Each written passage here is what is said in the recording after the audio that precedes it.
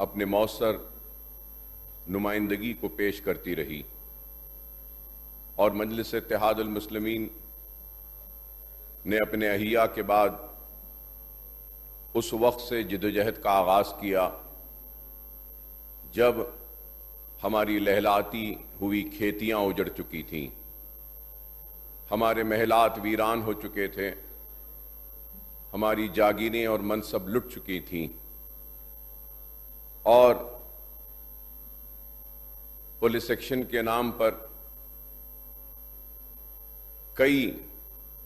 لوگوں کا قتل عام ہوا۔ خوف اور مایوسی کا یہ عالم تھا کہ لوگ گاؤں کو چھوڑ کر شہر کا رخ کر رہے تھے، بولیوں میں پانی کم تھا، تیرتی ہوئی لاشیں زیادہ تھیں۔ تو ایسے ان حالات میں اپنی جدوجہد کا آغاز کیا اور مجلس اتحاد المسلمین ہر وقت یہی کوشش کرتی رہی کہ پچھڑے ہوئے طبقات، کمزور طبقات اور بالخصوص مسلمان جو زندگی کے ہر شعبے میں پچھڑے ہوئے ہیں، پیچھے ہیں، ان کو آگے لانے کے لیے کوشش کی جائے۔ اور اسی کوشش میں مجلس اتحاد المسلمین نے اس ایوان میں 1960 کے دہے سے لے کر آج تک مسلسل نمائندگی کرتی آ رہی ہے، اور جب کبھی بھی مسلمانوں پر ظلم ہوتا ہے یا ناانصافی ہوتی ہے یا ان کی حق تلفی ہوتی ہے تو یہ ایوان کے در و دیوار اس بات کی گواہی دیں گے کہ ہر وقت سب سے پہلے ناانصافیوں اور حق تلفی پر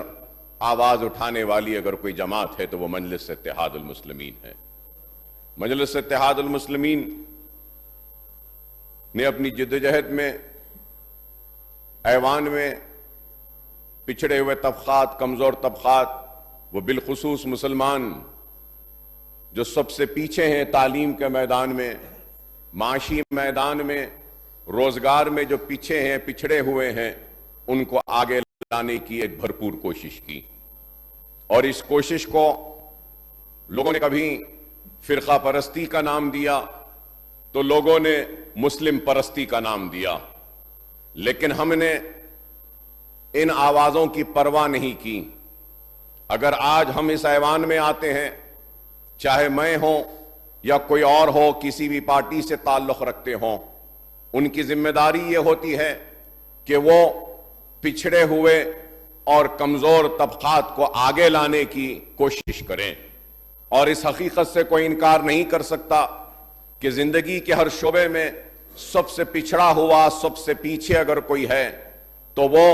اس ملک کا سب سے بڑی اقلیت مسلمان ہے۔ اور اس بات کی گواہی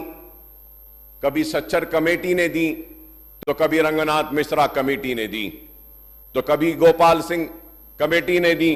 تو کئی کمیٹیوں نے اس بات کی نشاندہی کی کہ ملک میں ایس سی ایس ٹی سے بھی اگر پیچھے اور پچھڑے ہوئے کوئی ہیں تو وہ مسلمان ہیں، اور کوئی بھی ملک اس وقت تک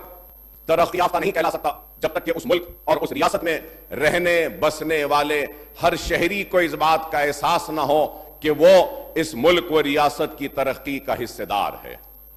ہندوستان میں آج مسلمان کو دوسرے درجے کے شہری بنانے کی ایک کوشش کی جا رہی ہے، اور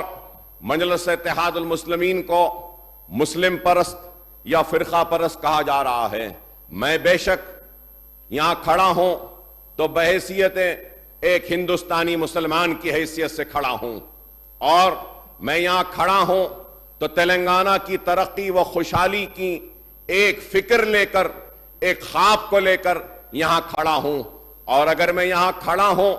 تو یہ فکر، یہ خواب اور اس کوشش کو آگے بڑھانے کے لیے کھڑا ہوں کہ مسلمانوں کی کمزوری کو دور کروں اور ان کو بھی آگے بڑھاؤں، تاکہ وہ یہ محسوس کر سکیں کہ ہاں، ہم اس ملک کے دوسرے درجے کے شہری نہیں، ہم بھی اس ملک کے برابر کے حصے دار ہیں، اور اس ریاست کی خوشحالی میں ہم کو بھی حصہ ملے گا، اس ریاست اور ملک کی ترقی میں ہم کو بھی حصے دار بنایا جائے گا۔ اور میں یہ بات بھی کہوں گا کہ کسی بھی ملک اور ریاست کی ترقی اور خوشحالی کے لیے وہاں امن کی برقراری